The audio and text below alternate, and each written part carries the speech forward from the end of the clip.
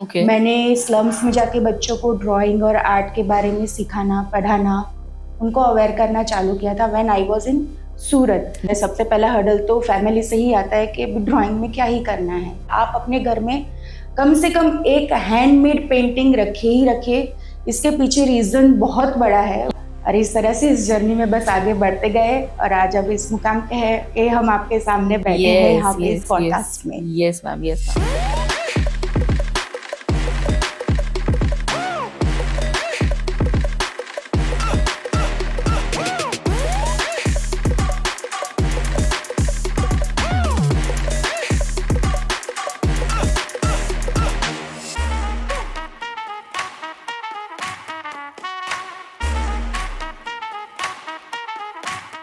नमस्कार, मी advocate Neera Dhadge, founder of Pune women's club, तुमचं सहर्ष स्वागत करत आहे podcast with नीरामध्ये.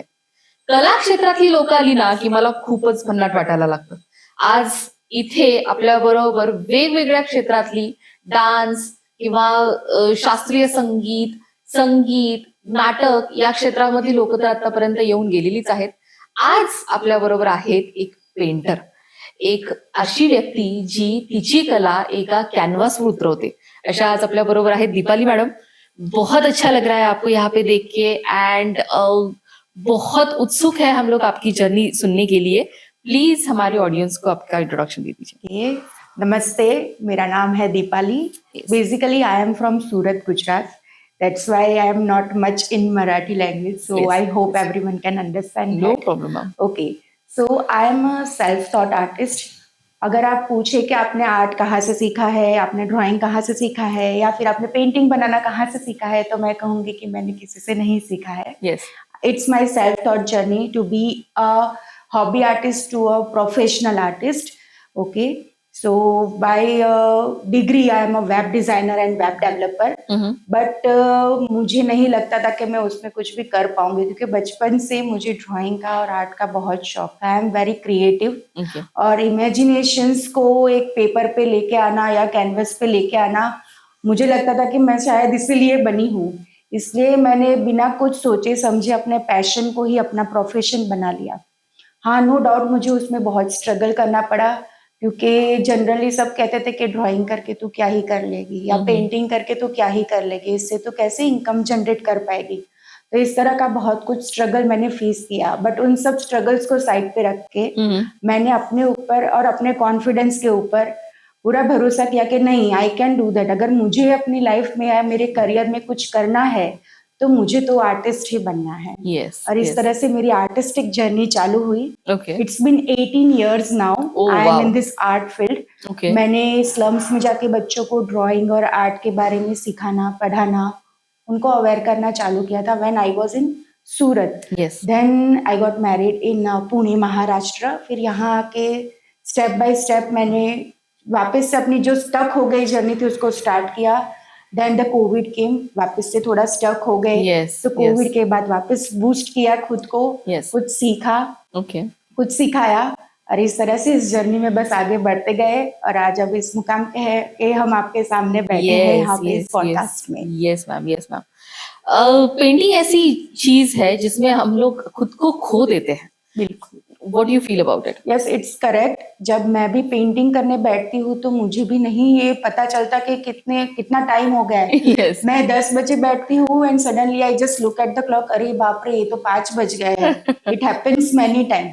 I know. Painting is the that thing. Yes, yes. जब आप अपनी इमेजिनेशन को कैनवस के ऊपर बनाते हैं, जब हमारे क्लाइंट हमें कहते हैं कि आपको इस तरह का पेंटिंग बनाता है तो कम से कम 10 या 12 बार तो मुझे खुद कैनवस के ऊपर ड्रॉ करना पड़ता है कि मैं इस तरह से करूँ, इस तरह से करूँ, ये करूँ. क्योंकि मैं कभी क्लाइंट को नहीं पूछती सबसे पहले कि आपको क्या चाहिए. First I want satisfaction from my self कि Yes. मैं जो बना रही हूँ उससे मैं खुद पहले सेटिस्फाइड हो रही हूँ Yes. या नहीं हो रही हूँ.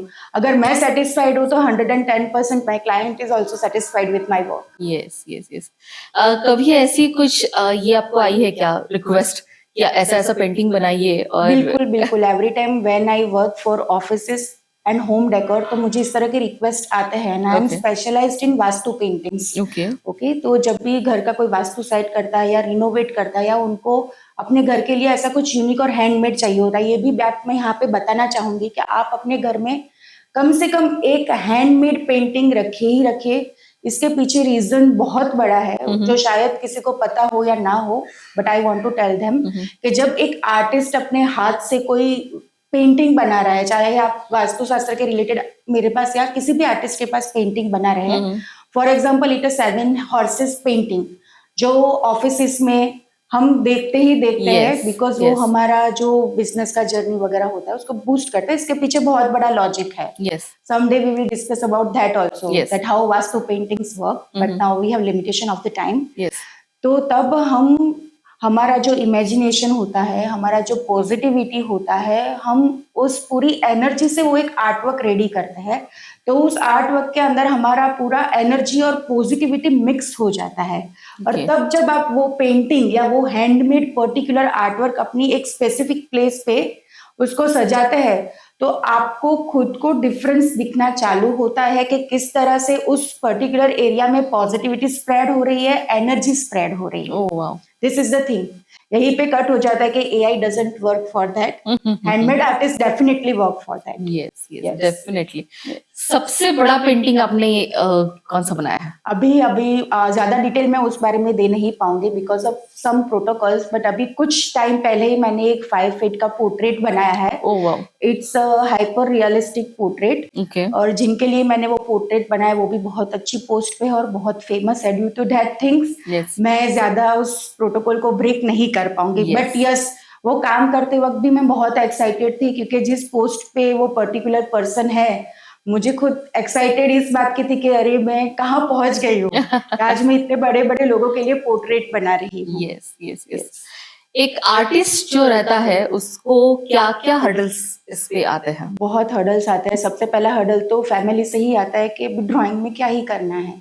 उनके लिए तो ये मतलब जनरली हमारे फैमिली को हम ले लो या अभी हम जैसे कि एजुकेशन फील्ड में भी है तो पेरेंट्स को ले लो या किसी को भी ले लो, तो सबसे पहला क्वेश्चन तो वो लोग यही करते हैं कि ड्राइंग में क्या सीखना है, इसमें क्या करना है, इसमें क्या सीख के क्या करेंगे, इसमें करियर कैसे बनेंगे। तो सिर्फ हॉबी है, ये तो Yes. सिर्फ टाइम पास है। लेकिन Yes. ऐसा नहीं है, कंप्लीटली ऐसा नहीं है। क्योंकि अभी मैंने जावेद अख्तर साहब का बहुत अच्छा एक वीडियो देखा था, एक रील देखा था, शायद सबने देखा हो वो। उसमें उन्होंने क्लियर कहा था आर्ट को लेके, ड्राइंग को लेके कि क्यों एक बच्चे को या किसी को भी ड्राइंग सीखना चाहिए, उसके बारे में उन्होंने बहुत अच्छा लेक्चर दिया था। कि आजकल हम अगर बच्चे को बोलेंगे कि तू सीनरी बना, तो वो क्या करेगा, ट्रायंगल में कुछ माउंटेन्स बना देगा, सनराइज करते हुए बना देगा, Yes. और एक नदी यहाँ से बहते हुए बना देगा। Yes. वो उन्होंने बहुत अच्छे से डिस्क्राइब किया and it is completely right. जब हम बच्चे को कहते हैं ना कि बेटा सीनरी बनाओ, तो पूरा इंडिया का हर बच्चा वो फिक्स सीनरी Fixed बनाएगा। दे scenery आर बनाएगा। Not using their imagination, they Yes. Are not using that creativity कि हम एक ही चीज को 100, 200, 1000 अलग अलग तरीके से बना सकते हैं। Yes. वो उनको नहीं समझ में आता है और इसलिए सब बस ये तो टाइम पास है, इससे कुछ नहीं। इससे आपके मोटर स्किल्स डेवलप होते हैं, इमोशनल रिलीज होता है, Yes. आपका कंसंट्रेशन बढ़ता है, आपका फोकस बढ़ता है। अगर आपने 3-4 साल के बच्चे को ड्राइंग सिखाना स्टार्ट किया है ना, तो सिर्फ 1 साल में आप उसके फोकस और कंसंट्रेशन में डिफरेंस देखेंगे, उसकी हैंड राइटिंग में इम्प्रूवमेंट देखेंगे, वो बच्चा कितना फोकस्ड होकर स्टडी करता है वो देखेंगे। क्यों? क्योंकि ड्राइंग सीखते सीखते उसका फोकस और कंसंट्रेशन इतना शार्प हो गया है Yes. कि वो हर एक सब्जेक्ट के साथ अच्छा करता है। Yes. ये बातें हर एक पेरेंट्स को समझना बहुत जरूरी है और मैं हर एक पेरेंट्स को कहूंगी कि इसको टाइम पास के तरीके से आप मत लीजिए, हॉबी के तरीके से मत लीजिए। क्योंकि इन 90s जब हम लोग स्टडी करते थे तो 10th स्टैंडर्ड तक drawing was a compulsory subject. Yes, okay, बहुत yes, अच्छा yes. और डिटेल में हमें सिखाया जाता था। आजकल स्कूल्स में वो नहीं है। आर्ट के नाम पे कुछ भी नहीं है, सिर्फ उनको कुछ स्टिकर्स दे देंगे स्टिक करने के लिए, वो भी 3rd या 4th स्टैंडर्ड तक। I उससे know. आगे उसके लिए कुछ नहीं है, तो वहां पे बच्चा स्टक हो जाता है। फिर जब बड़े होते हैं प्रोजेक्ट्स के लिए, अब बाहर जाओ, प्रोजेक्ट्स बनवाओ किसी के पास, क्योंकि उसको कुछ आता ही नहीं है। अगर आप आर्किटेक्ट बनना चाहते हैं, इंटीरियर डिजाइनर बनना चाहते हैं, आप फैशन डिजाइनर बनना चाहते हैं, ग्राफिक डिजाइनर बनना चाहते हैं, I know, I know. Drawing is must. I know.